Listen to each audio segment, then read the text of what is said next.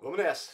Então, novamente, muito boa noite. A gente está entrando hoje, finalmente, vamos falar mais especificamente sobre os 5 traços, né? Semana passada eu introduzi, dei uma conceitualização bem geral sobre cada um deles.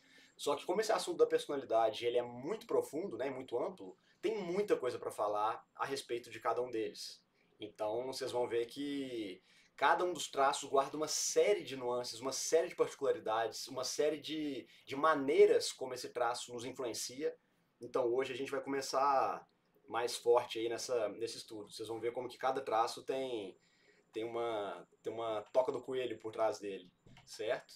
Então hoje nós vamos falar sobre abertura e experiência, né? A gente não vai ficar só naquela descrição muito detalhada ou muito científica dos traços em si, né? Ou das definições, mas a gente é muito tranquilo a gente falar sobre abertura e experiência porque ele é um traço que quando a gente descreve ele, as pessoas naturalmente já começam a perceber, elas já sabem do que a gente está falando, né? Então, uma das riquezas que a gente tem ao estudar a personalidade é que a gente começa a entender a maneira como os traços, como eles impactam na nossa vida, como eles impactam na nossa forma de ver o mundo, de tomar decisões, né? E tanto no nível individual, quanto a nível de grupos, a nível de sociedades, a nível de países inteiros e até de continentes, né? É muito interessante, eu dou muito esse exemplo, né? O Brasil, ele é um país que tem a extroversão, um traço de extroversão muito marcante, né? Nós somos pessoas muito gregárias, muito alegres, muito comunicativas, muito sociáveis,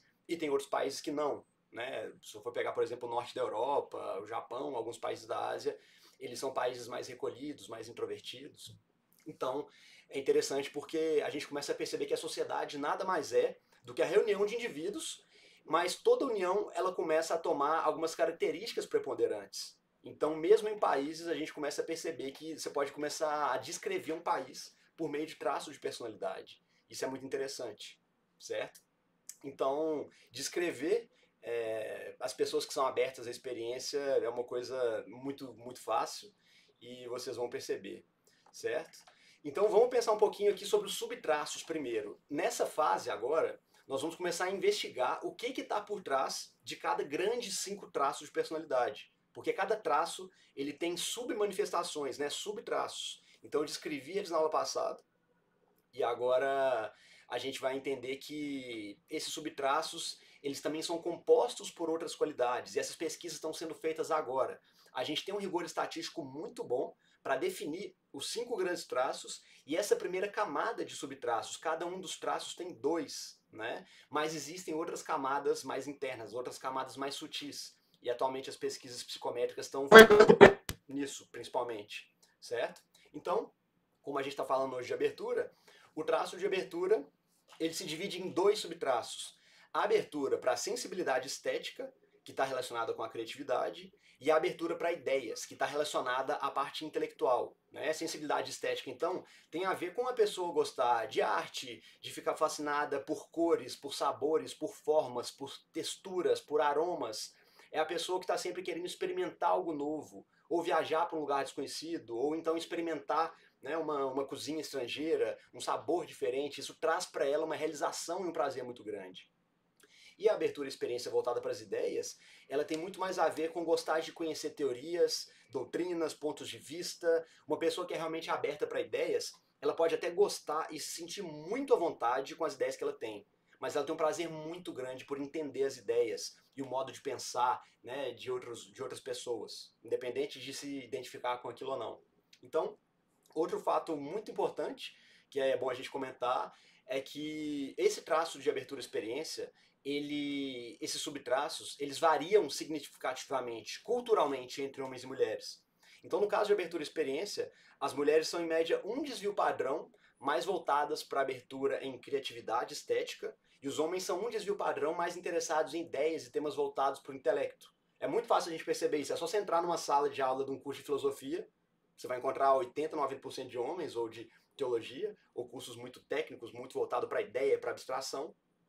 E quando você frequenta ambientes que são mais voltados, por exemplo, para cuidado humano, para turismo, para exploração voltada para conhecimento no sentido sensível, é muito mais comum você encontrar mulheres interessadas nisso. Evidentemente a cultura influencia também, a cultura ela inclina essa manifestação para um lado ou para outro, mas essa estabilidade, né, de preferências, ela é intercultural. É nunca demais reforçar isso, né? Os estudos que deram origem à teoria dos 5 traços, eles são estudos longitudinais, interculturais, e os resultados são muito sólidos. Então, a gente, naturalmente, né, a gente consegue perceber que o traço de abertura, ele é muito comum, por exemplo, em artistas, em poetas, em cantores, em atores, né, mas também é um traço muito comum em intelectuais. Empresários e cientistas, por exemplo, em geral, são bastante abertos à experiência. No senso comum a gente acha isso esquisito, né? A gente pensa que não, que o empresário é aquela pessoa muito rígida, muito certinha, que acha que está sempre certo, mas os grandes empresários foram pessoas que adiantaram as necessidades, né, do mercado, do grupo de pessoas que eles atendiam, e tinham sempre a imaginação para pensar qual seria o próximo movimento, para onde que esse mercado vai se desenvolver. Ou então os grandes empresários, eles adiantam necessidades e encontram maneiras novas de resolver problemas antes que o mercado, né, chame por aquilo. Então eles estão gerando, na verdade, né, gerando demandas, gerando desejos nas pessoas. Né, e para isso você tem que ter uma abertura à experiência e um conhecimento da experiência humana muito grande. Isso também exige muita criatividade, muita imaginação. E da mesma forma, os cientistas, né? Os cientistas, eles têm que, quando eles vão hipotetizar como as coisas funcionam, ou qual que é o próximo passo, a próxima pesquisa, a próxima hipótese que eles vão testar, eles também têm que ser muito criativos, muito imaginativos.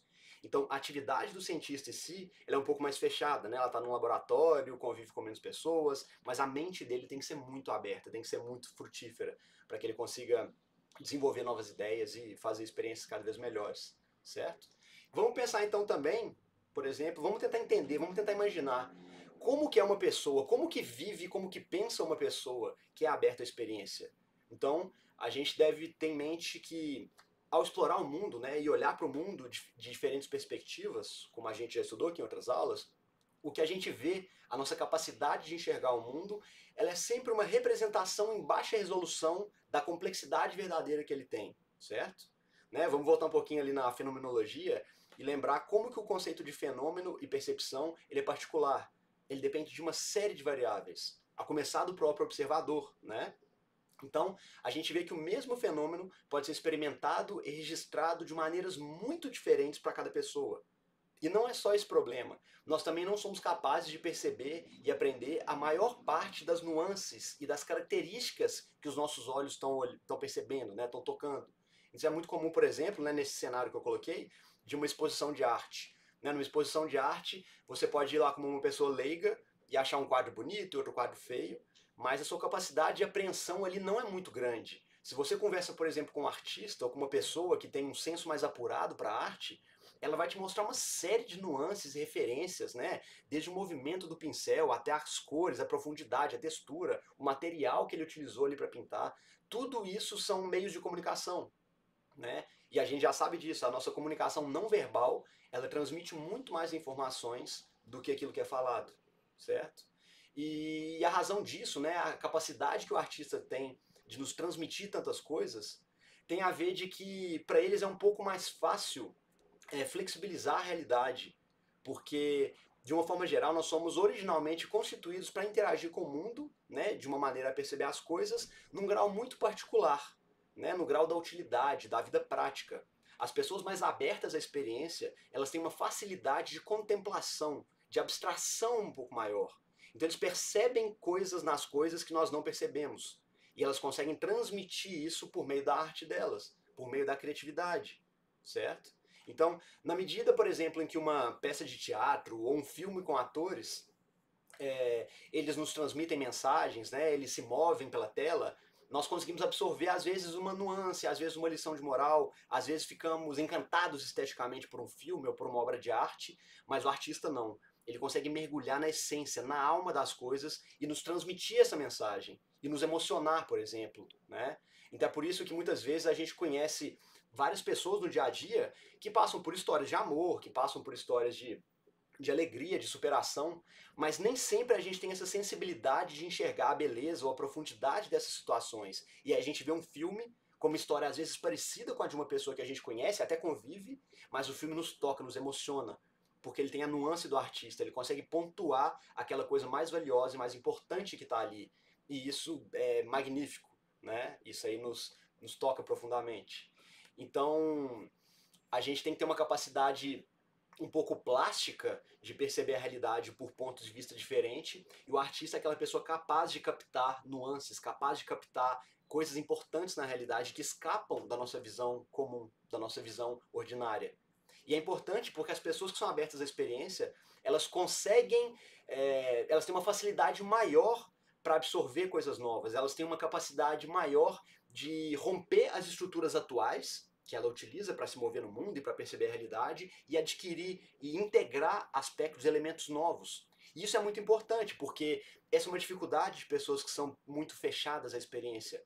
Se nós ficamos muito tempo parados, muito tempo confortáveis, muito tempo circulando diante das mesmas ideias, eventualmente o ambiente ao nosso redor começa a mudar, né? A fase da nossa vida vai se alterando, então os problemas começam a aparecer por todos os lados. Ainda que eles não sejam problemas financeiros ou de saúde, mas o próprio passar do tempo é uma maneira de transformar a realidade e exige de nós algum grau de atualização, algum grau de mudança, né? Então, é como se a gente vivesse numa eterna queda de braço quanto o tempo, né? E o tempo é o nosso recurso mais valioso, porque ele é o único recurso que a gente não consegue mais dele. Nosso tempo é definido e a gente não sabe quanto que a gente tem. Então, para vocês terem uma ideia, né, tem estudos recentes que mostram que quando a taxa de desemprego num país sobe 1%, a taxa de procura por psicoterapia sobe 5%. Isso se deve ao quê? Às taxas de ansiedade, de depressão, que crescem durante esses períodos, né? Isso afeta não só a pessoa que está nessa fase de desarranjo, nessa fase de inadequação, mas as pessoas que estão próximas a ela, né? E como eu falei antes, é muito interessante a gente relacionar os aspectos que estão para além de cada traço de personalidade. E esse aspecto de inovação, de criatividade, ele está relacionado com a inteligência. A inteligência, ela é o traço psicométrico, né, o traço psicológico que mais se relaciona com o sucesso profissional, né, seguido depois da conscienciosidade. Então, para entender um pouco melhor a abertura e experiência, nós vamos estudar um pouquinho agora como que a inteligência se encaixa nessa hierarquia de estrutura dos traços de personalidade. Se vocês forem ler os estudos científicos sobre o Big Five, vocês vão ver que eles sempre trazem as variáveis relativas aos traços e eles também falam a relação com a inteligência, porque ela é um modulador muito grande na nossa capacidade de adaptar, né, e de agir no mundo. Então, vamos falar um pouquinho sobre isso. Até o momento tá tranquilo, pessoal? Tá fazendo sentido isso aqui? Vocês têm alguma dúvida? Tá indo tranquilo? Beleza? Vamos nessa então. Então lá, ó. Não é muito fácil, né? Eu sei que a maioria dos cursos de graduação, em algum momento, tem uma aula que fala um pouco sobre inteligência, às vezes numa aula de neuropsicologia ou de avaliação psicológica, mas é simplesmente apresentado como um dado, né? E isso não é muito explicado. O que que isso quer dizer, como é que a gente pode conceitualizar ela. E realmente não é fácil entender o conceito de inteligência, porque muitas vezes a gente relaciona a inteligência com capacidades cognitivas muito pontuais, isoladas, né? Como a nossa memória, a nossa capacidade de raciocínio matemático, de raciocínio lógico, mas ela também, a inteligência também, está relacionada com a nossa capacidade de abstração e de conceitualização. Né? Boa parte da utilidade da inteligência ela está em refinar a nossa capacidade de perceber e de lidar com as nuances e complexidades que compõem as coisas e as possibilidades de interagir com as coisas do mundo, certo? Então, é a capacidade de enxergar representações em alta resolução e ser capaz de decompor essas representações em níveis menores, mais profundos e mais detalhados, né, na medida que cada situação exige. É por isso que muitas vezes nos testes que a gente vê nas escalas de inteligência, eles têm testes de padrões lógicos, né? O quão você consegue, o quão complexo é o padrão que você consegue perceber aqui nessa sequência. Então, depois que a gente consegue entender e desvendar a representação das coisas, né, ou das situações, a inteligência ela deve ser capaz de criar padrões de ações corretos para que a gente possa implementar e colocar essas resoluções em ação no mundo. Então, vocês percebem? Inteligente não é aquela pessoa que fica lendo um tanto de livro e sabe falar de um monte de assunto. Isso aí, qualquer pessoa que tem uma abertura às ideias, né, gosta de ler, ela consegue fazer isso. Né? Você tem um repertório, tem uma quantidade de conteúdo. Mas a inteligência, ela diz respeito à nossa capacidade de decompor a complexidade do mundo em alguma medida e tornar aquilo algo funcional, algo prático. Ela não pode ser algo estático, algo morto, certo? E aí entra também conceitos mais filosóficos, como sabedoria e tudo mais, né? Mas, por exemplo, os animais, eles têm instintos e eles têm percepções, né, para se fiar, né, para poder confiar. E nós também, os seres humanos também têm percepções, mas a gente tem capacidade de abstrair essas percepções e de olhar essas percepções de fora, de questionar essas percepções ou de modificá-las de acordo com o nosso objetivo. É por isso que o ser humano não é um escravo dos próprios instintos. Embora a gente possa, por diversas contingências da vida, acabar tendo uma vida muito animalizada, né, muito voltado para a satisfação de necessidade e de sobrevivência, né, a gente percebe as pessoas tão mais humanas quanto elas conseguem abstrair as ideias, quanto elas conseguem se enxergar fora de si mesmas, olhar para si, né? Aquele toque que você dá para a pessoa, às vezes, ou se enxerga, né? Sai de você um pouco, olha para a situação um pouco de fora e olha ela com um pouco mais de nuance, com um pouco mais de refinamento, certo? Uma vez eu fiz um curso muito interessante de filosofia e educação e ele explicava que o nível mais alto da inteligência que nós temos, né, e que só nós temos, né, só os seres humanos têm, é justamente essa capacidade abstrativa. Porque esse grau, ele permite que você entenda os conceitos mais amplos, né? E deles você consegue derivar conceitos mais simples e aplicar de uma forma prática na sua vida. Então, eu estou falando muito de teoria aqui, mas vamos falar de uma forma mais prática. Vamos falar, por exemplo, de um assunto prático. Vamos pegar um assunto, por exemplo, como a amizade, tá? Então, vamos lá. Eu posso abordar esse assunto, esse tema da amizade, né? Imagine que tem duas pessoas conversando sobre amizade. No primeiro instante, essas pessoas começam a contar um caso sobre pessoas que elas conhecem, que elas são amigos, né? Então, eu vou comentar, aquela pessoa fez isso, ela gosta daquilo, né? Então, eu tô só falando sobre duas pessoas específicas. Na minha fala, você consegue perceber que eu tô falando da amizade.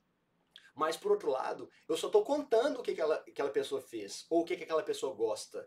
Né? Na prática, eu estou só fofocando sobre a vida dos outros. Eu estou falando, a pessoa fez aquilo, foi para lá, fez aquilo e tudo mais.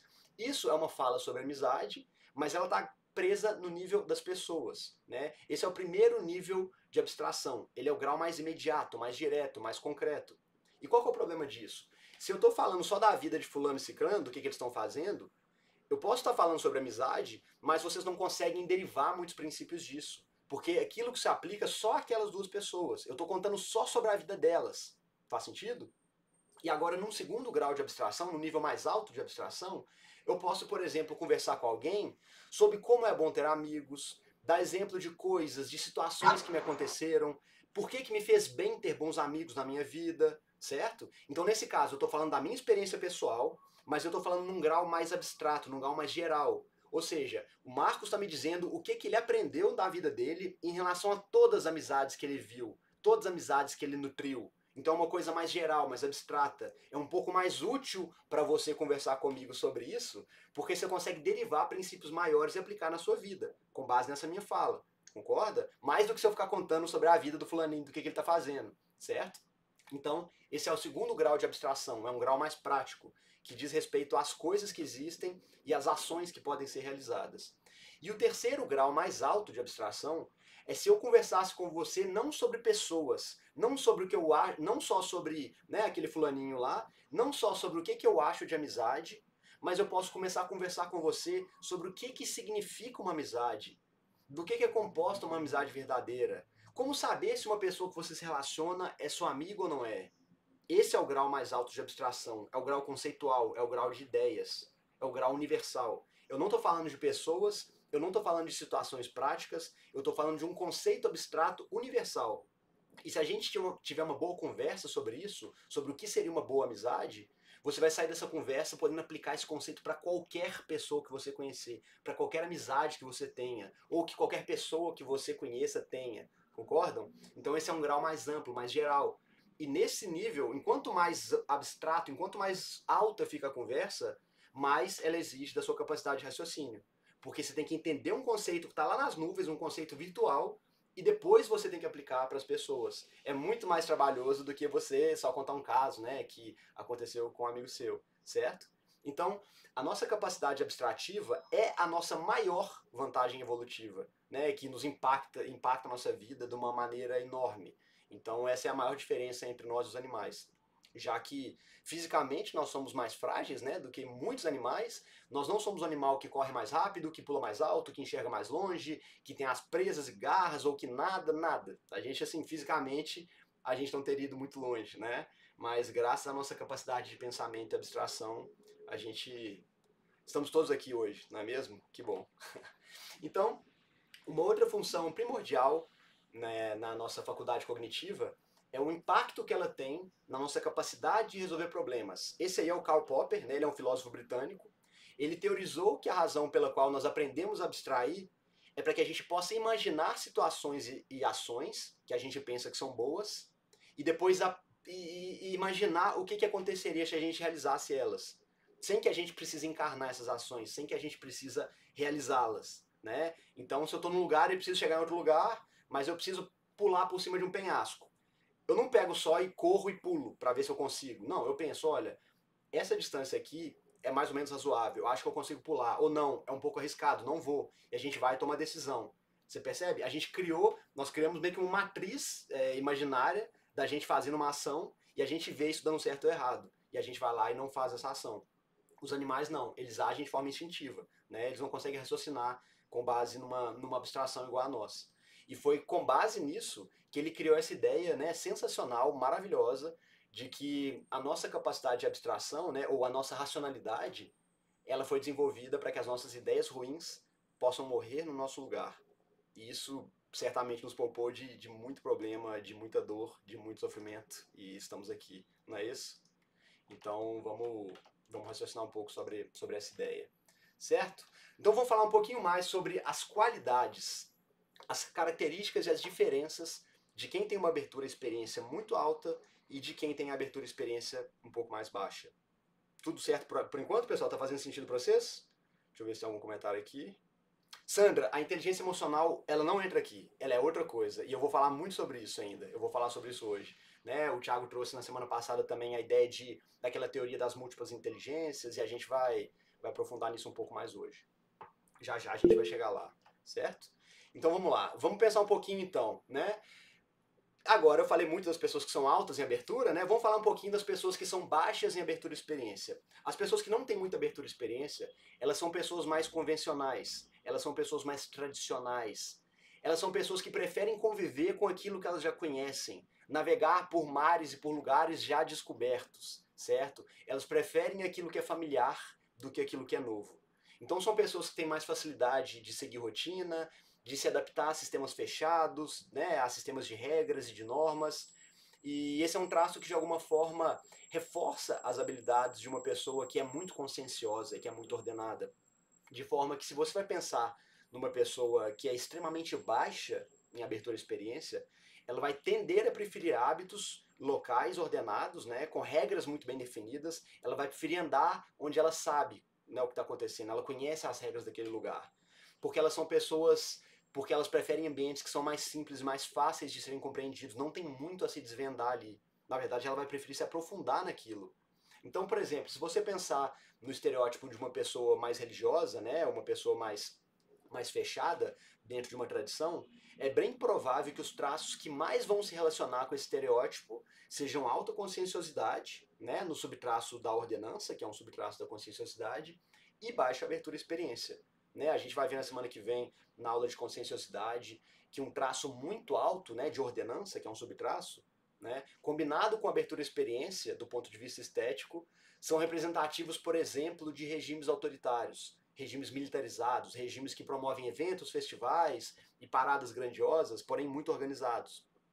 Já a combinação de uma auto-ordenança, né, com baixa abertura à experiência, dá origem e organização de grupos sociais mais fechados, mais tradicionais, como algumas religiões. Né, eu pus aí um exemplo de um culto, acho que é um culto católico ortodoxo, né, que é uma vertente mais tradicional, né, de cristianismo, e aquela coisa, como eu sempre digo, existem pontos positivos e negativos nos dois lados, certo?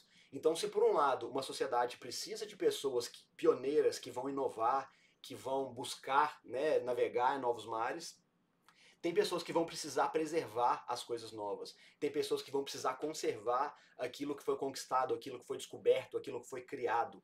Então, numa sociedade saudável, você sempre encontra pessoas com traços diferentes cooperando, né? E não batendo a cabeça e condenando, como a gente tem visto muito hoje. Então, nesse sentido, né, da baixa abertura à experiência, surgem as pessoas que vão guardar aquilo que a sociedade descobriu de bom, aprovou ao longo do tempo e não quer perder, e não quer deixar de lado. Né? Eu sempre dou esse exemplo.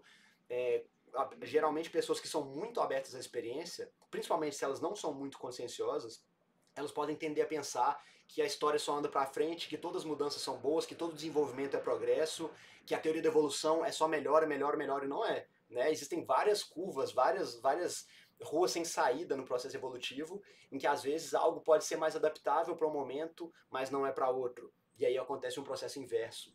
Então, uma sociedade uma sociedade sadia, idealmente, ela tem essas duas capacidades, de buscar o que é novo, mas também de conservar aquilo que ela descobriu que é bom e que vale, e que tem valor, que vale a pena, certo? Então, o equilíbrio é tudo, certo? Então, agora, vamos falar um pouquinho sobre essa correlação que existe entre inteligência e abertura de experiência.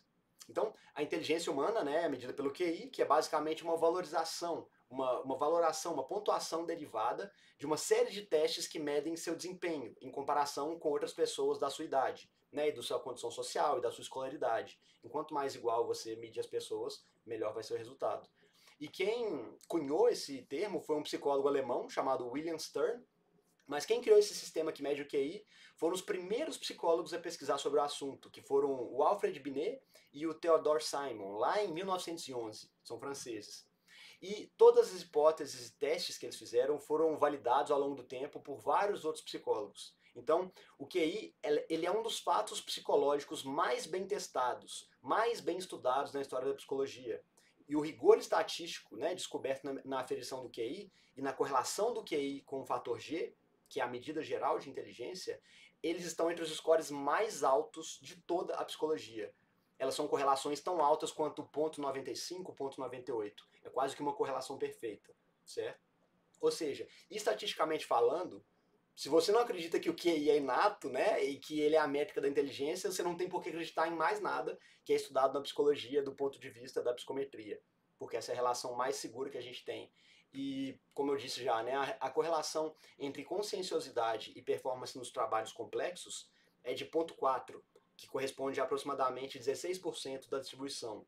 E a do QI é de 0,5, que diz respeito mais ou menos a 25%. Ou seja, de todos os motivos pelos quais uma pessoa consegue se dar bem num trabalho complexo, 25% tem a ver com inteligência e 16% tem a ver com conscienciosidade. Isso são medidas aproximadas, né, obviamente.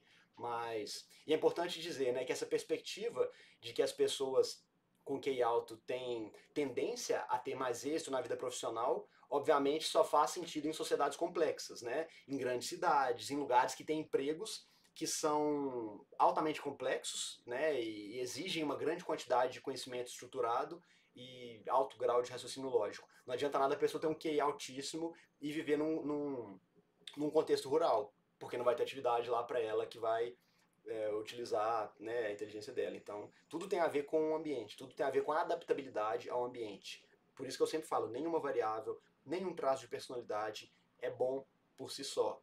E agora respondendo, né, a sua pergunta e a pergunta do Thiago na semana passada, outro mito que a gente tem que descartar é esse de que existem múltiplas inteligências. Essa teoria ficou muito famosa, né, a teoria das múltiplas inteligências, por meio do Howard Gardner, que é um psicólogo, né, foi um psicólogo muito conhecido, mas tecnicamente ela está errada. Por quê?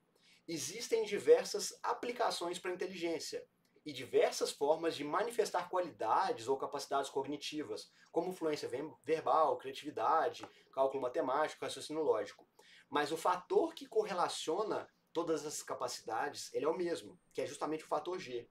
Ou seja, se você tem uma capacidade alta em alguma atribuição ou capacidade cognitiva que tem a ver com a inteligência, você também vai tender a ter a capacidade alta em outras capacidades cognitivas que tem a ver com a inteligência, né? Então, o fator G ele foi descoberto justamente assim.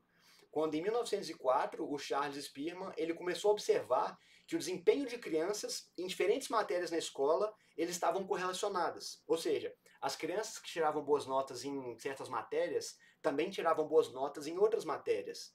E isso foi fazendo ele a suspeitar de que havia algum fator em comum nesses resultados. Então ele foi testando e fazendo análise fatorial nos resultados e ele chegou a esse fator G, que mede habilidades cognitivas, né, como cálculo matemático, fluência verbal, visualização espacial, memória, capacidade de processamento, essas funções cognitivas. Então, para analisar, né, se esses outros tipos de inteligência que se fala hoje, como inteligência emocional, inteligência musical, inteligência interpessoal, intrapessoal, você tem que testar, né? Então, a gente sabe, por exemplo, que o desempenho na vida acadêmica, ou seja, a capacidade de tirar uma nota boa, né, na escola, na faculdade, ela está diretamente relacionada com a inteligência da pessoa, entre outros fatores, é claro, né? Alimentação, condições socioeconômicas, mas de forma geral, é, o grande gargalo para a capacidade cognitiva é realmente a inteligência.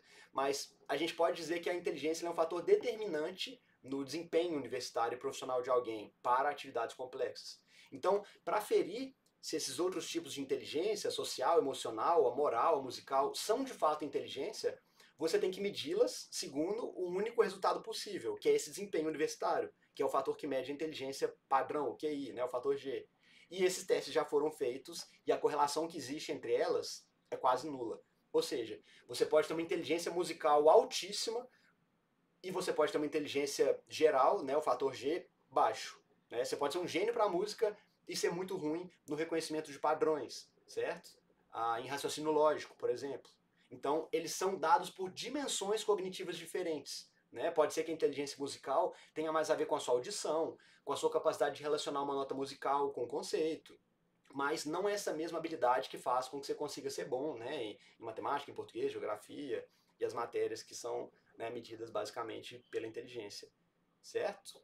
Ficou clara essa parte? Então não é que não existem múltiplas inteligências, é que existem múltiplas habilidades que uma pessoa pode ter, mas essas habilidades não são inteligência, elas são outras habilidades. Né? A capacidade social que você tem não tem nada a ver com a sua capacidade de resolver problemas lógicos, que está diretamente ligada à inteligência, certo? Então vamos aprofundar um pouquinho mais nisso aqui. Essa parte está muito, eu sei que está muito técnico, tá, pessoal? A gente falando de inteligência, de medida, não sei o quê, mas daqui a pouquinho vai ficar mais divertido. É só para tirar alguns mitos do caminho para a gente poder navegar com mais facilidade. Então, naturalmente vem essa pergunta, né? Como que a gente pode medir o QI de alguém? Como que a gente faz para saber se uma pessoa é inteligente ou não? E a resposta para isso é da mesma maneira que a gente mede os traços de personalidade, que a gente definiu como são qualificados os 5 traços, que é basicamente por meio de questionários, de testes e de aproximação estatística. Como que isso funciona? Então, imagine que você prepara uma base de dados com 10 mil perguntas, que exigem conhecimento para ser respondidas. E essas perguntas cobrem todas as possibilidades e teorias que você pode querer imaginar sobre o conhecimento, certo? Então você pega essas respostas dessa base enorme de dados e você começa a separar por cada preditor de conhecimento que você determinou. Então assim, eu acho que você conseguir resolver um cálculo matemático tem a ver com inteligência. Então você separa as respostas que tem a ver com isso. Eu acho que a sua capacidade de memorizar uma quantidade grande de coisas tem a ver com inteligência. Então você separa as respostas que tem a ver com isso, certo? Então você começa a comparar as respostas e você vai começar a observar que as pessoas que respondem corretamente a uma das perguntas desse grupo, elas também acertam as outras perguntas desse grupo. Então, um exemplo que eu sempre dou que é muito simples é, você pega uma prova de Enem, a prova do Enem, tô chutando, tá? Vamos supor que ela tem 10 perguntas de matemática.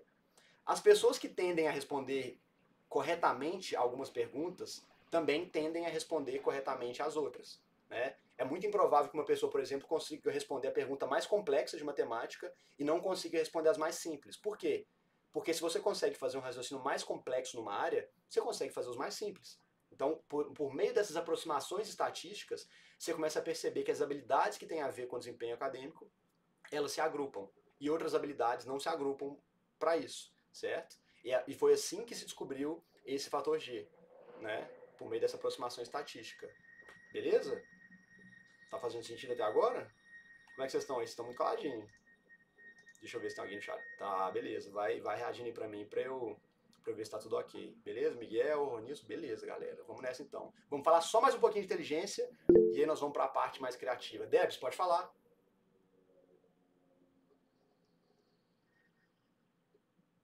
Quer falar? Pode falar. Vou continuar aqui então. Se tiverem perguntas, podem colocar, beleza? Então vamos lá. Última parte interessante aqui. Existe uma correlação entre inteligência e criatividade, certo? Outro ponto que a gente pode usar para entender essa parte de inteligência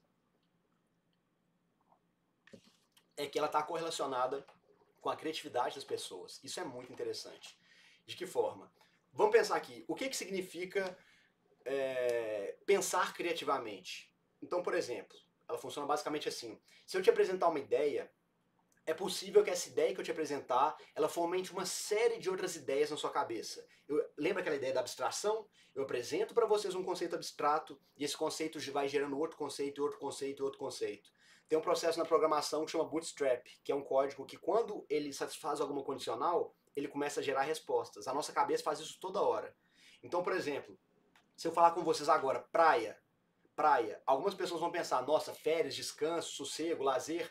Outra pessoa pode pensar, eu tô lembrando daqueles grãos de areia, na aula que você colocou da aula de percepção. Achei muito interessante aqueles grãos de areia, fui pesquisar na internet, fui ver outras imagens. Então, é um conceito só que eu apresentei, mas ele pode ter diversas aplicações e desdobramentos na cabeça de vocês. Isso tem a ver com a capacidade de pensar criativamente. Então, se eu apresento para vocês, por exemplo, um problema prático qualquer, e eu preciso que vocês tentem resolver esse problema, certo? A capacidade que vocês vão ter de pensar várias formas de resolver esse problema, considerando diversas variáveis e coisas que vocês vão ter disponíveis para poder resolver, né? Vocês podem tentar resolver esse problema da forma mais barata, da forma mais rápida, ou da forma que vai trazer mais benefício dentro de um cenário específico, ou a que mais combina com a sua personalidade, ou com o seu gosto pessoal. Ou então você viu uma série ontem, um filme, em que um personagem resolveu um problema parecido com esse que eu falei, e aí você vem com isso na cabeça na hora, certo? Então, a nossa criatividade depende de capacidade de raciocínio e de repertório. Não adianta nada uma pessoa super inteligente ficar fechada numa sala o dia inteiro, sem ler nada, sem conversar com ninguém. Ela vai ser como se fosse um motor de um carro parado, né? Um motor excelente, parado, jogado num cantinho de um quarto, não adianta nada. Então, uma pessoa com muita criatividade, ela é capaz de conceber ideias mais amplas e cada vez mais afastadas com aquela ideia inicial que foi apresentada. Já uma pessoa com pouca criatividade, ela não vai conseguir produzir muitas ideias e muitos conceitos com base naquele conceito inicial que eu apresentar. E as ideias que ela produzir não vão ser muito afastadas, né? Elas vão ficar mais coladas, mais parecidas com aquela ideia inicial que foi apresentada para ela.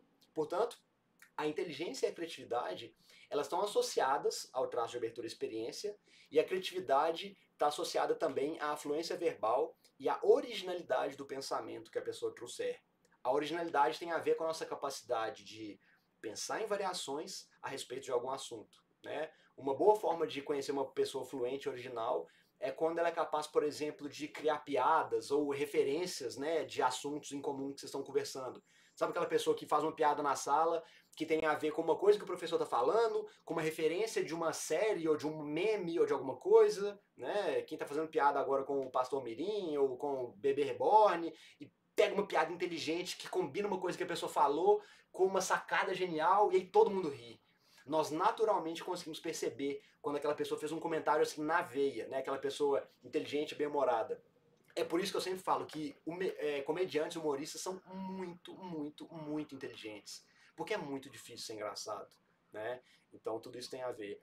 Outra forma de medir a criatividade de uma pessoa, bem simples, tá? É óbvio que tem testes, tem escalas, tem tudo. Mas de uma forma muito simples. Você pode juntar algumas pessoas, né, numa sala e vocês pegam um objeto qualquer e tentam ver quantas utilidades diferentes cada pessoa consegue dar para aquele objeto, né? Então, é um exemplo básico aqui, eu pego uma caneta. Vamos ver, eu quero que vocês me ajudem, hein? Respondam comigo. De quantas maneiras essa caneta aqui pode ser usada? Vai escrevendo aí no chat. Eu vou ir falando e vocês vão escrevendo mais. Ó, obviamente, você pode usar para escrever, você pode usar ela para furar um papel, você pode usar ela para atacar alguém, você pode usar ela para, deixa eu ver, se eu pegar a outra aqui, ó, eu posso usar ela como hashi para comer japonês. Eu posso usar ela para batucar no lugar, eu posso usar ela como uma régua, né, para riscar um papel. eu posso usar ela como se fosse um brinquedo aqui, fingindo que é um telescópio, né, para uma criança. Eu posso tirar aqui a carga da caneta e brincar de bolinha de sabão com ela, dá para fazer isso também. Eu posso usar ela como uma alavanca para abrir alguma coisa, né? Eu posso usar para coçar minhas costas, eu posso usar para um monte de coisa. Eu posso usar para fazer truquezinhos aqui de mão e tudo mais, né? Tudo isso aqui é possível fazer com uma caneta, mas nem todo mundo consegue pensar, né? Eu posso emprestar uma caneta, né? Eu posso desenhar com ela, jogar bolinha é boa. Você pode usar como canudo realmente a carga, realmente. Né? Para prender o coque, para prender cabelo, boa. Prender cabelo já vem na hora, né? Já é uma utilidade que você já tem naturalmente aí no dia a dia, muito bom. Mas percebem? Essa é a ideia. Enquanto mais usos e destinos diferentes para um objeto simples você conseguir dizer, mais criativo você é, né? Então, e é importante também a gente pensar, né, na importância da capacidade de pensar criativamente, de ser capaz de resolver problemas de várias formas, certo? Porque existem incontáveis maneiras de resolver problemas, existem incontáveis maneiras de fazer as coisas no mundo, existem maneiras mais funcionais e menos, e o importante é que a gente esteja sempre aprendendo, melhorando a forma como a gente lida com as coisas, como a gente vive no mundo, não é isso? Então, pessoal, nosso tempo tá voando hoje, hein? Tem muita coisa para falar ainda, mas vamos lá, eu vou passar a lista aqui, vou colocar a lista aqui no chat, e a palavra-chave hoje é aventura. Estamos falando de abertura e experiência, então nada mais justo do que falar de aventura, certo? Estou colocando o link aqui no chat agora. Eu não sei se... Eu vou colocar isso aqui lá no grupo, porque o pessoal que não puder assistir ao vivo, eles não devem conseguir clicar no chat para abrir a chamada. Então eu vou deixar a lista aqui no grupo e a palavra-chave tá aqui só para vocês, tá joia? Estão gostando da aula, pessoal? Legal, esse assunto é legal pra caramba, né? Segura aí que tem umas coisas absurdas que eu vou falar ainda, muito interessantes. Agora vai ficar um pouco menos técnico, um pouco menos conceitual e um pouco mais divertido. Agora eu quero levar vocês, né? Só lembrando, a palavra-chave é aventura, beleza? Tudo maiúsculo e tal. Mas vamos lá. Agora eu quero levar vocês a tentar dissecar um pouco a cabeça de um artista. O que está na cabeça de um artista quando ele faz uma obra, tá? Olha só. Vamos pegar esse quadro aqui, é de um pintor que eu gosto muito, acho lindo as obras dele, chama Leonid Efremov. E ele faz quadros principalmente de paisagens ou de pessoas, de coisas bem bucólicas, mas ele tem um estilo muito particular. Ele usa muito esse jogo de luz e sombra, de cores fortes e de cores frias, de cores quentes e cores frias. E eu acho ele muito bonito. Então, vamos pensar junto aqui. Mergulha aqui comigo, deixa a chamada para depois. Depois da aula vocês preenchem. Olha só. O que para muita gente aqui é só uma pintura de um casal caminhando à noite na beirada de um lado, para uma pessoa mais criativa, pode significar, por exemplo, a representação do amor, né? Que conduz os amantes por um caminho conjunto ao longo da vida, lado a lado, né? E ali do lado desse casal você tem um lago. Lembra daquela aula de interpretação simbólica? O que a água representa? A água representa a incerteza e o mistério que existe em qualquer relacionamento, né? Do outro lado ali você tem as árvores, que representam a concretude, o crescimento e o desenvolvimento daquela relação. As árvores do lado quente, tá? As árvores amarelas, né, com as luzes, representam essa concretude, crescimento, esse desenvolvimento, esse aprofundamento, esse enraizamento da relação enquanto as pessoas vão caminhando juntas ao longo da vida, certo? Mas de um outro lado, essas árvores, elas estão secas, né? Você vê esses galhos secos representando o fim de ciclos, representando um tempo que já passou, simbolizando a longevidade e a maturidade daquele caminho, né, que esse casal está percorrendo. Esse guarda-chuva aí, ele pode representar um princípio de proteção, um princípio de segurança, que é uma coisa, sem dúvida, que um relacionamento saudável traz para nós, é ou não é? Você tem também a intensidade e o movimento dos traços do pincel, né? Eles são traços muito firmes, muito marcados. Você vê que não são traços que vão se apagando e esvanecendo à medida que o pincel é passado no quadro, certo? Então, no lado esquerdo, você percebe que esses traços eles são um pouco mais firmes, né? Eles são mais definidos nesses lados das árvores nascentes, das árvores amarelas. E os traços do lado direito, eles são traços um pouco mais sutis, um pouco mais dispersos ali perto da água.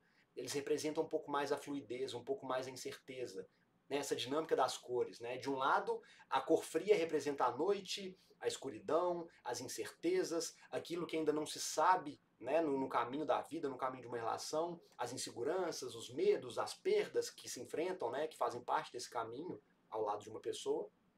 E do lado esquerdo, você tem ali aquelas cores fortes, vivas, vibrantes, que representam a paixão, a determinação, o compromisso, a segurança, a força, a vivacidade, né? De você ter um propósito, de você ter um compromisso com uma pessoa.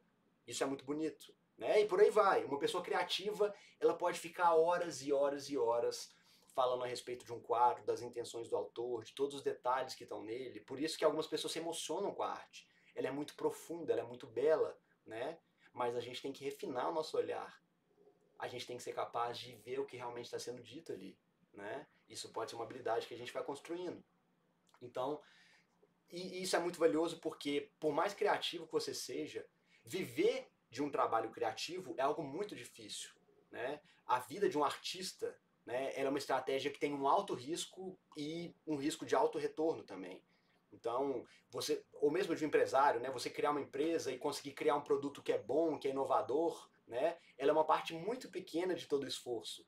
Porque se você for um empresário e você quiser criar ali um produto, além dele, você vai ter que ter uma estratégia de marketing, você vai ter que ter um departamento de vendas que funciona, um departamento de suporte ao cliente, você vai ter que construir a empresa, né, a sede da empresa, vai ter que gastar uma grana para investir nisso aí, para começar a comprar os produtos, para fazer o seu produto, comprar os insumos para fazer o seu produto, né? E nesse processo, o que pode acontecer também? Enquanto você está criando a sua empresa, você tem concorrência, você tem pessoas que podem criar produtos que são melhores que os seus e mais baratos, você pode estar tendo um sucesso razoável que é muito difícil, e aí vem uma empresa maior, né, e começa a oferecer preços absurdos, e você não consegue competir. Então, assim, é muito comum você conhecer pessoas que são criativas, talentosas, mas que ficam arrasadas por não conseguirem monetizar a sua produção. Isso é muito comum também com músico, com artista, não é? E isso devassa essas pessoas, porque elas sabem que tem algo a oferecer para o mundo, elas sabem que tem algo de valor para transmitir, mas elas não conseguem se encaixar nas dinâmicas do mercado. E isso aí é uma discussão muito complicada, uma discussão, né, social, política e tudo mais, mas para pessoas criativas é muito terrível você não ter um espaço, você não conseguir exercer a sua atividade criativa de alguma forma, né? E aí algumas pessoas são aconselhadas a ter isso como um hobby, né? A ter um emprego mais regular, a ter um emprego mais seguro para se manter e usar a sua arte só no momento de lazer. E às vezes é muito difícil, a pessoa não quer, ela quer viver daquilo o tempo todo. E quando se realiza é um sonho que dá certo, assim, é uma alegria, uma maravilha, mas é muito complicado. Essa questão é muito, muito, muito complexa.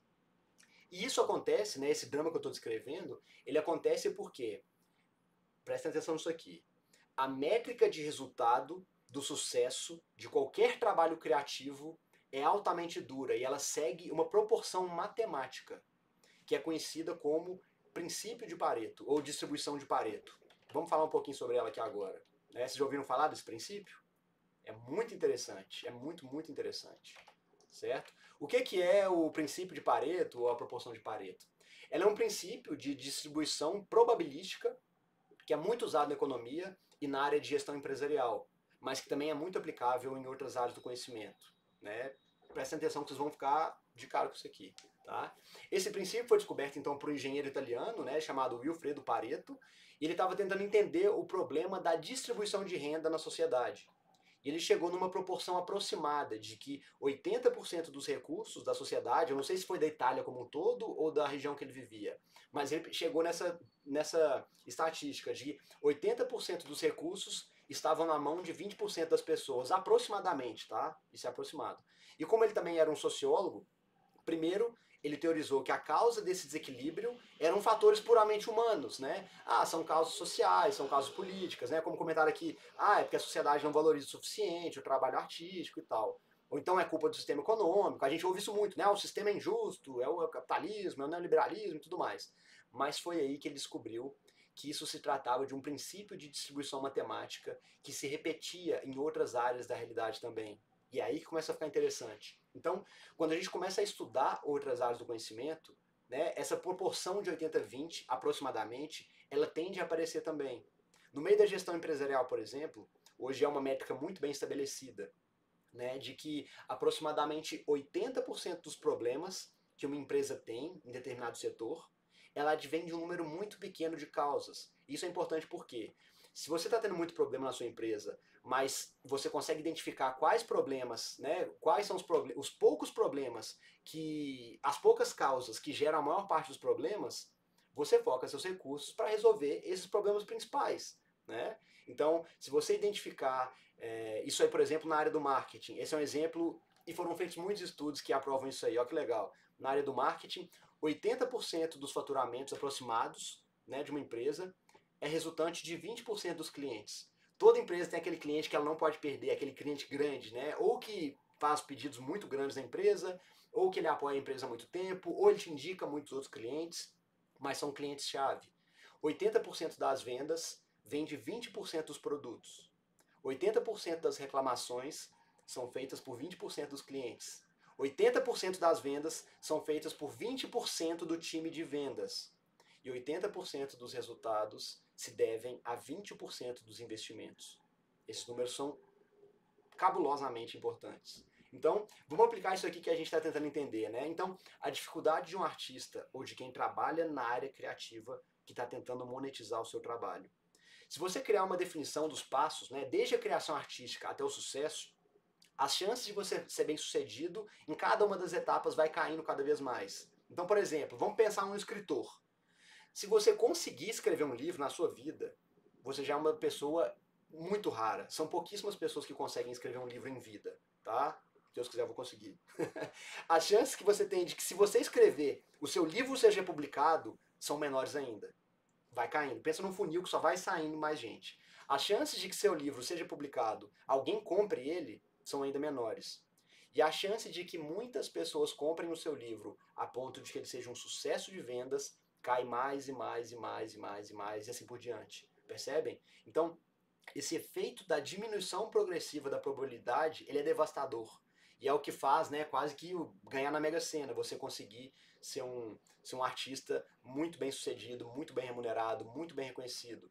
Né? É claro que tem questões mais detalhadas hoje, a indústria hoje ela é muito mais manufaturada, né, ela quebra muito essa dinâmica do sucesso pelo talento natural do artista.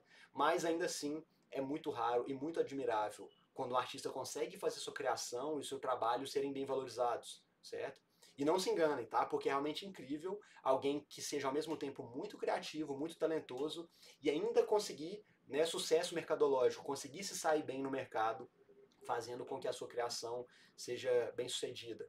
Então, né, se discute muito sobre isso, sobre como a sociedade é injusta, e alguns trabalhos são remunerados, né, e as pessoas têm mais estabilidade do que outras, quando tem algo de errado, né? Mas a gente olha para isso, nossa, poucas pessoas ganham muito dinheiro e muitas pessoas ganham pouco dinheiro. E é aí que a situação complica ainda mais. Porque o princípio de Pareto, ele também é o que acontece quando a gente lida com sistemas de negociações e de trocas. Ou de quando a gente joga jogos econômicos também, né? Quem aqui já jogou Banco Imobiliário? Vocês conhecem? Já jogaram Banco Imobiliário aí na infância? Né? Como é que começa? Como é que acontece no Banco Imobiliário? No começo, todo mundo recebe uma quantidade igual de dinheiro, né? E de bens e de patrimônio, e no final o que acontece? Inevitavelmente, em algum momento, uma pessoa vai acabar com todo o dinheiro e com todo o patrimônio, né? E isso não é só porque o jogo é feito para acabar assim.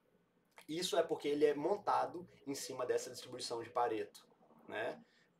E aí qual que é o problema? Ainda que durante o jogo você faça algumas jogadas boas e ganhe um pouco, e outros jogadores façam algumas jogadas ruins, né, e percam muito pouco, o gráfico que melhor representa o início do jogo no banco imobiliário é a distribuição normal, é a distribuição aí da esquerda, concorda? Todo mundo está ali no meio com o mesmo tanto. Mas o gráfico que melhor representa o final do jogo, ou qualquer sistema de trocas, é esse gráfico da direita. Porque o que acontece? Ainda que você faça algumas trocas boas e outras ruins, quando você vai aproximando ali do zero, é muito difícil de você se levantar. Enquanto menos recurso você tem, mais difícil é de você construir mais recursos, de você conseguir mais recursos. E é claro, né, uma vez que você chega no zero, uma vez que você quebra, é muito difícil. Né? Você vai ter que... Amanda, pode falar. Tá me ouvindo? Tô te ouvindo, pode falar. É uma dúvida sobre essa distribuição de Pareto no exemplo que você deu do artista. Eu entendi tudo que você explicou, mas eu não entendi como é que fica essa distribuição de 80-20 nessa produção do livro. O que que é o 80-20? Vou dar esse exemplo. Aí o que acontece? A aceitação do mercado e a aceitação dos leitores para o mercado editorial, ela segue essa distribuição. Não é perfeito como 80-20, mas é basicamente o seguinte: uma grande quantidade de autores nunca vão ser lidos ou vão ser muito pouco lidos. E aí você pensa naquela cauda ali do gráfico da distribuição de Pareto, ela é uma cauda muito longa.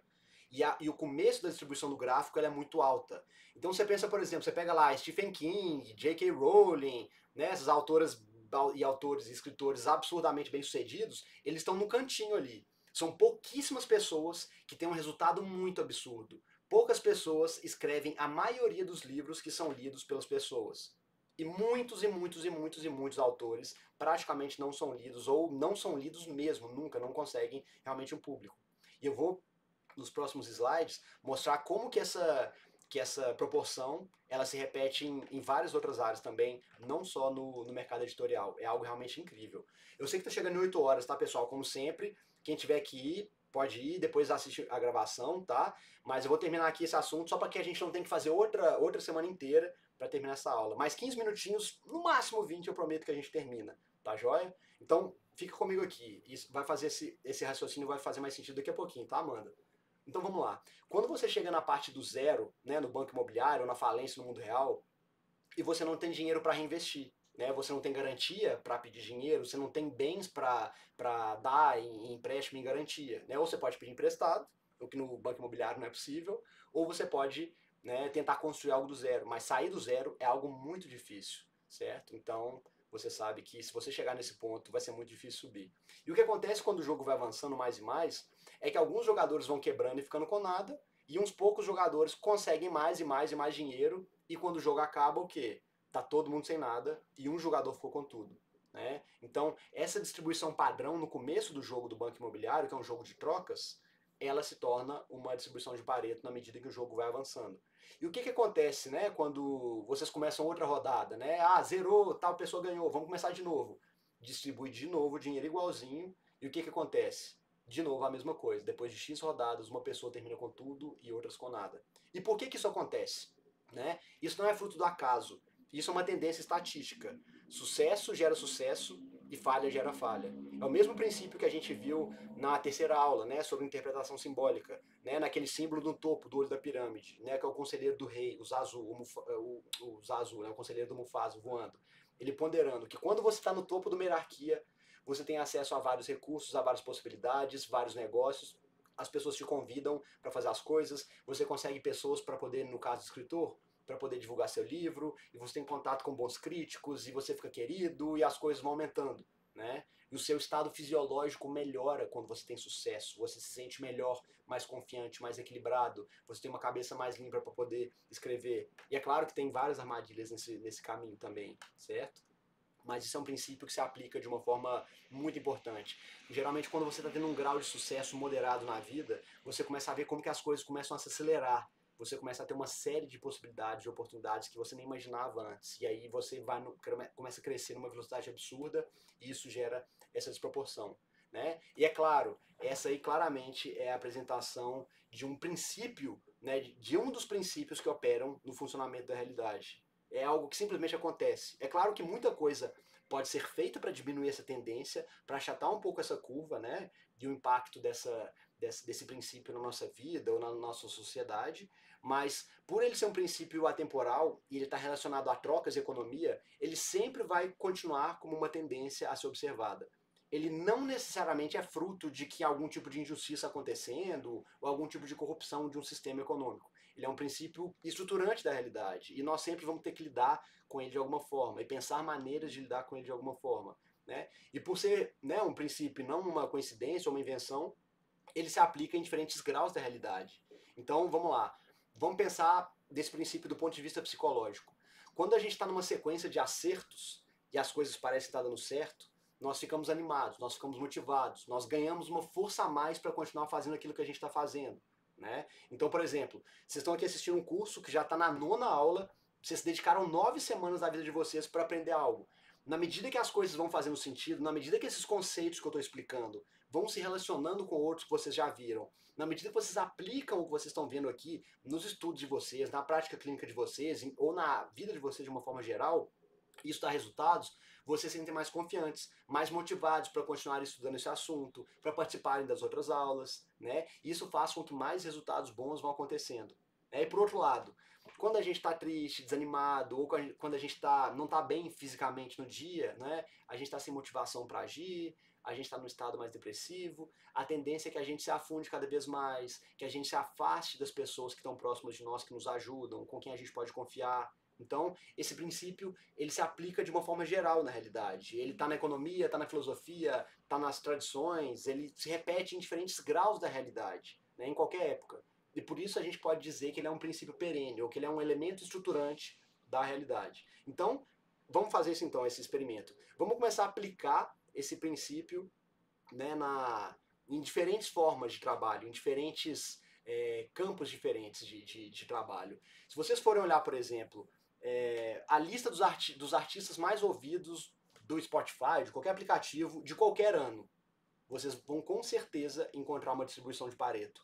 Pouquíssimos artistas são muito ouvidos, pouquíssimas músicas, isso vale tanto para artistas, para bandas ou para músicas, são muito, muito, muito ouvidas. Elas vão ter milhões de audições e a maioria dos artistas das músicas não foram ouvidas nenhuma vez, ou uma vez, ou duas.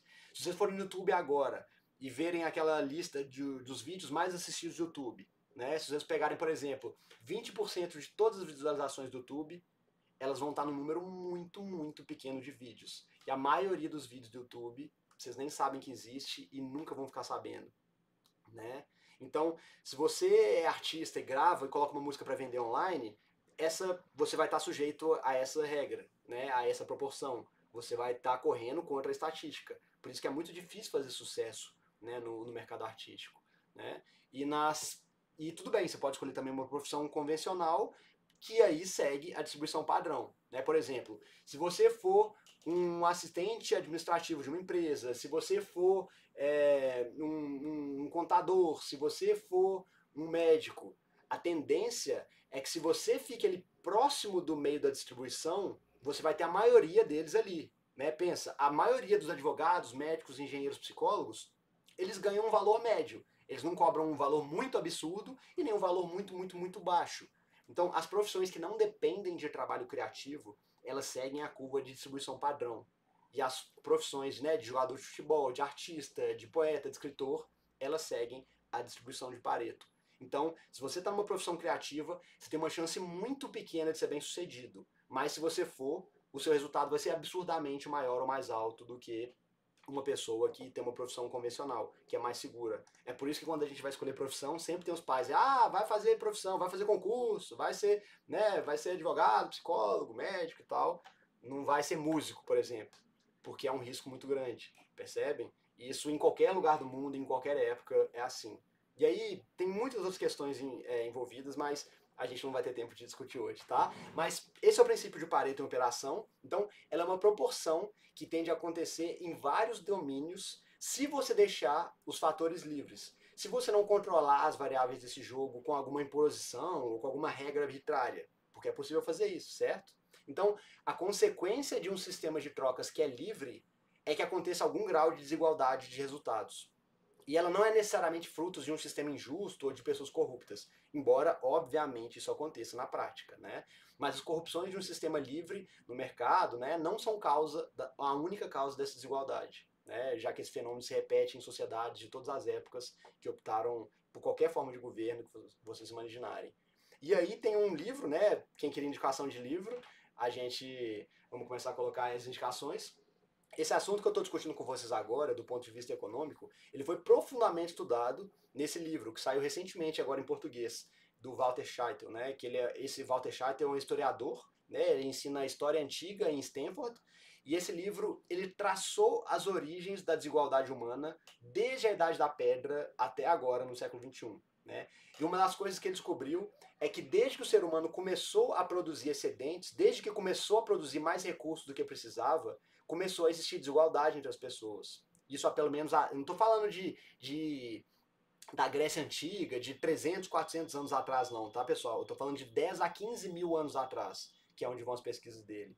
Desde que grupos de caçadores-coletores e forrajadores desenvolveram alguma tecnologia que permitiram criações de técnica de agricultura, de pecuária, né? E o mais alarmante é o que? Nesse livro tem essa descoberta que é os únicos fenômenos que conseguiram reduzir essa desigualdade que a gente está demonstrando aqui na história humana foram quatro. Quatro fatores: guerras, revoluções, colapsos do sistema político e desastres naturais ou pragas. Isso porque esses eventos, é claro, né, eles destroem a sobra toda da produtividade e deixam todo mundo na igualdade, mas na igualdade da miséria, sem ter nada ou praticamente nada. Então, é difícil ter registros muito precisos, né, dos séculos mais antigos, mas ele dá vários exemplos, desde o colapso do Império Romano, de várias dinastias chinesas, e ele dá um exemplo muito emblemático, que é mais recente, que é entre 1914, né, o começo da Primeira Guerra, e 45, que é o final da Segunda Guerra. Ele explica que a participação do 1% mais ricos na renda total de um país encolheu 2/3 no Japão, encolheu mais da metade na França, na Dinamarca e na Suécia, encolheu pela metade no Reino Unido e na Finlândia, e mais de 1/3 na Alemanha e na Holanda e nos Estados Unidos. Ou seja, depois da Primeira e da Segunda Guerra Mundial, a igualdade na distribuição de renda aumentou mais do que em qualquer outro evento nos séculos anteriores. Mas é claro, a igualdade, né, ela aumentou porque todos perderam e ficaram mais pobres. Então, esses eventos catastróficos, né, eles atingem proporcionalmente quem tem mais patrimônio, né, imobilizado por meio de destruição física, né, de instalações ou de tributos, do que a população em geral. Ou seja, enquanto houver desenvolvimento econômico, criação de novas tecnologias para a solução de problemas e a produção de excedente, é um problema que a base da economia, se ela for baseada em liberdade de trocas, vai existir algum grau de desigualdade. Né? E muitas tentativas de estabilizar, né, de diminuir essa tendência, elas terminaram em uma grande distribuição na base produtiva desses países. E, é claro, a gente tenta resolver esse problema de várias formas hoje em dia, a gente conversa, né, se discute muito sobre como criar uma sociedade mais justa e mais igualitária, mas é um equilíbrio difícil de chegar, né? Então, como o sucesso no trabalho criativo, ele também segue essa proporção de Pareto, né, em que uma quantidade muito pequena de pessoas ou de obras alcançam um êxito e um sucesso muito grande, a esmagadora maioria das produções artísticas e criativas são muito pouco ou não são nada valorizadas. Né? E como eu disse, essa lógica foi percebida e documentada num contexto matemático, mas ela não funciona só na matemática. Né? Ela funciona, né, no esporte, na música, na antropologia, na geografia, na astronomia. E aí eu trouxe uma série de exemplos aqui para vocês, né, de lugares e de dimensões da Às vezes, realidade o em que o trabalho pode princípio ficar de Pareto extremamente ele se complicado, a não ser aplica, que você use a Money.com, ele pode ser uma percebido. plataforma de gestão de Espera aí que trabalho que abriu permite visualizar todo o um trabalho vídeo da sua aqui. equipe em uma só tela. Assim, a comunicação fica organizada. Beleza. Agora fomos. Pessoal, olha só. Eu peguei aqui vários slides e eu vou explicando para vocês aonde que a distribuição de Pareto está acontecendo nesses slides, beleza? Vão percebendo aqui comigo, a loucura. Então, quando eu fui montando esses exemplos para vocês, eu fui olhando aqui, ó, a distribuição de renda familiar nos Estados Unidos, tá? Ela segue a distribuição de Pareto. Os problemas no suporte ao cliente, ela segue a distribuição de Pareto de uma empresa aleatória, tá? Os estilos de música mais tocados. Essa aqui é uma lista do top 200 do Spotify Brasil. Aí você tem os estilos de música mais tocados, segue a distribuição de Pareto. Os motivos pelos quais as pessoas acionam o seguro do carro delas, segue a distribuição de Pareto. O valor, esse aqui é um jogador, o valor de um jogador de beisebol no mercado, né, durante a carreira dele. E aí ela segue a distribuição de Pareto. Esse gráfico aqui da direita são os motivos pelos quais acontecem defeitos na produção industrial do titânio. Aí tem encolhimento, porosidade, soldagem. Vocês vão ter os slides lá em alta qualidade para olhar depois. Segue a distribuição de Pareto. Aqui a população mundial por país, né, em 2018, em 2022, segue a distribuição de Pareto. Aqui o número de homicídios por ano, né, nos países do mundo, segue a distribuição de Pareto. Aqui o que acontece? Nessa época aqui que eu fiz desse slide, eu jogava um jogo online, um jogo no celular, na verdade, um jogo de celular bobinho. Você construir um castelo, e aí você deixa o seu castelo mais forte, e você luta contra outros castelos. E aí, quando eu estava estudando esse assunto, eu falei, olha, isso aqui também deve ter alguma relação com a distribuição de Pareto, vou calcular. Aí eu peguei todos os pontos de poder né, de todos os jogadores lá do reino que eu fazia parte, e eu ranqueei. E peguei todas as alianças que foram construídas, né, porque é um jogo de aliança, de castelo, e comparei. As duas deram uma proporção de Pareto. Então, assim, é surreal. Né? Essa proporção ela se repete em várias áreas da realidade. E né, eu queria mostrar que isso realmente é um princípio que não tem como a gente explicar, a gente não sabe por que ele acontece. Ele é um princípio que é muito voltado a decisões humanas. Ele tem a ver com a maneira pela qual as pessoas tomam decisões. Então, se você pegar, por exemplo, né, outros exemplos da proporção de Pareto, a minoria das cidades tem a maioria dos habitantes de um país. Então, se você fizer um gráfico, né, que tem o número as cidades do país e o número de população, você vai ver que segue a mesma distribuição de Pareto, ou seja, poucas cidades têm muitos habitantes e muitas cidades não têm habitante muito pouco, né, ou quase nenhum. Se você pegar o número de galáxias do universo, que tem a maioria das estrelas, ou a densidade da massa das estrelas do universo, ela segue, né, a quantidade de luz emitida pelos astros de planetas diferentes do universo, ela segue essa proporção também. Então, ele é um princípio universal, né? E a gente, claro, não sabe exatamente a razão disso. Mas outra curiosidade estatística, tá? É a respeito da relação entre criatividade e produtividade. É que a proporção de produtividade em qualquer ambiente ela é a raiz quadrada do número de pessoas que está dedicada a um trabalho, a um projeto ou uma tarefa.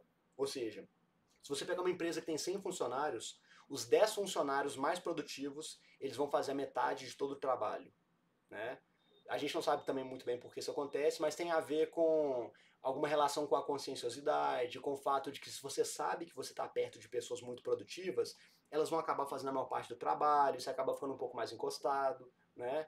Quem aqui já fez trabalho em grupo em faculdade, todo mundo, vocês sabem que é assim também, né? Geralmente as salas começam a se organizar. As pessoas que são mais dedicadas, estudam mais, fazem grupos entre si, as pessoas que são mais desleixadas fazem grupos entre si, mas dentro de cada grupo você vê uma distribuição parecida.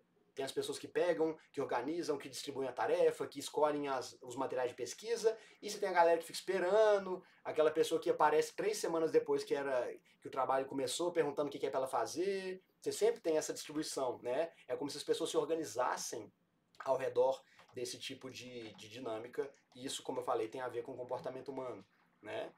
E pra gente encerrar aqui também, espera aí que o negócio foi.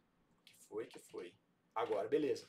O último tema, pessoal, que eu quero abordar com vocês sobre abertura e experiência, né? Foi descoberto por meio de pesquisas estatísticas também que algumas características, alguns subtraços da conscienciosidade, elas estão relacionados, né, a êxito profissional. E também descobriram que um alto grau de abertura à experiência e um alto grau de extroversão, eles estão relacionados com êxito em atividades artísticas, né, de uma maneira independente. Então, o sucesso artístico, ele se deve à presença de um subtraço de personalidade, que a gente pode chamar de plasticidade, que é basicamente uma combinação de traços de personalidade. Então, quando você tem uma pessoa que é muito aberta à experiência e muito extrovertida, ela tem uma facilidade maior, uma sensibilidade maior para ativação do sistema de recompensas dela, que é o sistema dopaminérgico, né? Então é o nosso sistema que coordena a nossa atividade exploratória. Lembra quando a gente falou? Nosso cérebro ele define objetivos e nós perseguimos objetivos. E a recompensa que a gente tem por estar se aproximando de um objetivo é o que nos motiva a continuar caminhando. E esse grau e essa dimensão, ela é mais alta em pessoas que têm um cérebro mais plástico. Ou seja, se você tem uma abertura experiência alta e uma alta extroversão, né? Você é uma pessoa mais gregária, você é uma pessoa mais exploratória e você tem uma chance maior de se sair bem em atividades artísticas.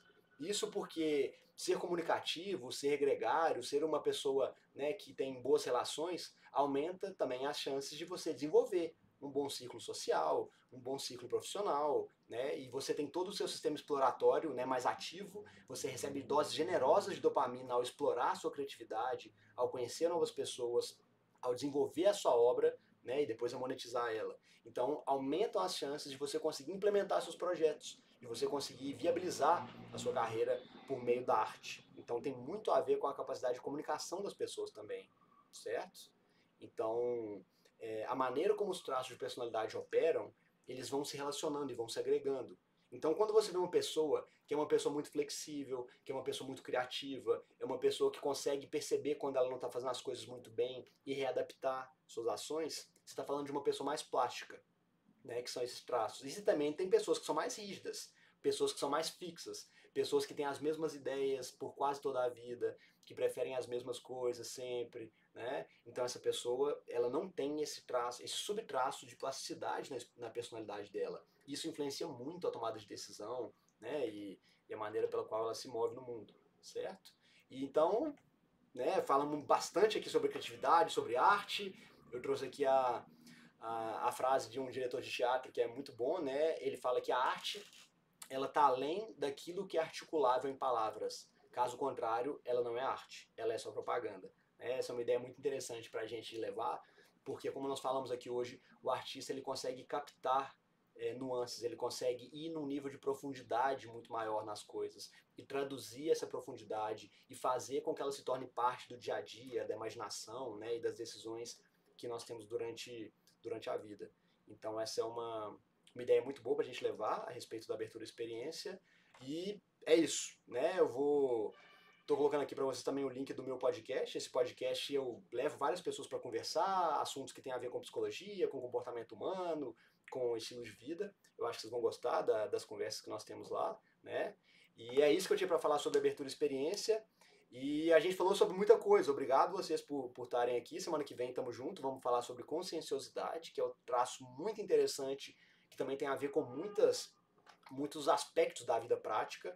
E eu espero contar com vocês aqui na semana que vem. Se ficou alguma dúvida, se ficou alguma questão que eu falei que não foi muito bem explicada, podem colocar aqui. Eu tô até vendo aqui os comentários, né? A Dai falou do armário, né? Realmente, com certeza, é uma coisa assim que pode fazer pesquisa aí. Se você for pegar as roupas que você mais usa, né? Vamos supor, as roupas que você usa 80% do tempo vão ser 20, 30% do seu armário. Né? A grande maioria das roupas que você tem há muito tempo você não usa e estão lá guardadas. Isso também tem a ver com essa proporção. Percebem? Então tem uma relação muito próxima entre a distribuição de Pareto e o princípio pelo qual nós fazemos escolhas. Vocês lembram que a gente falou lá no começo como que o cérebro ele é um ente orgânico, né, uma máquina orgânica que tende a reduzir a complexidade do mundo para ajudar a gente a fazer escolha? E ele opera por um princípio de economia de energia? O que isso quer dizer? Se você tende a fazer a mesma coisa sempre e aquilo está dando certo, está funcionando, a tendência é que você repita essa coisa, essa escolha é maior. Isso leva a essa uniformidade, a essa disparidade de resultados, né? Então, se você acostumou, né, nossa, eu sei que quando eu tenho uma atividade mais ou menos social, fica legal usar essa blusa, essa calça e esse tênis, né? Você vai tender a usar isso como primeira opção sempre. Você só não vai usar essa combinação se você pensar, ah, não, mas nesse lugar tem pessoas que já me viram assim semana passada, ou minha roupa não está muito limpa, mas de forma geral a gente tende a repetir escolhas, né? Por um princípio de economia, de simplicidade da realidade, de simplificação da realidade, de economia de energia. Então isso provavelmente tem a ver com o fato dessa distribuição de Pareto acontecer, certo? Pensa, por exemplo, em indicação. Né? Você tem alguns colegas que têm a sua profissão e quando você precisa indicar o seu colega, você tende a pensar nas mesmas pessoas. Ainda que você conheça 30 profissionais bons, você vai tender a indicar sempre 2 ou 3 na maioria das vezes. E você só não vai indicar ele quando eles estiverem sem horário ou quando não tiver muito a ver com aquele caso, mas a preferência está sempre ali. Concordam? Não tem um princípio de uniformidade nas decisões? Isso faz sentido. Wagner, a palavra-chave hoje é aventura. Beleza? Aí, o Cláudio tem muita abertura e muita extroversão. Então, vamos conversar. Pode ser interessante observar isso aí, se você tem uma personalidade plástica. E aí, é importante observar essa nuance também, para qual tipo de abertura você tem, certo? Se você tem abertura mais para ideias ou mais para experiências e sensações. É possível que você tenha abertura alta para um desses aspectos e baixa para outra, certo? Eu, por exemplo, tenho abertura para ideias muito alta, mas minha abertura para experiência estética ela é moderada. Eu acho legal, eu gosto, mas nem se compara à minha abertura para ideias. Né? Então, dependendo do assunto, eu vou ser uma pessoa muito plástica. Se você quiser me apresentar uma ideia nova, um conceito novo, uma filosofia legal, me apresentar um livro que você está lendo, eu vou ficar profundamente interessado.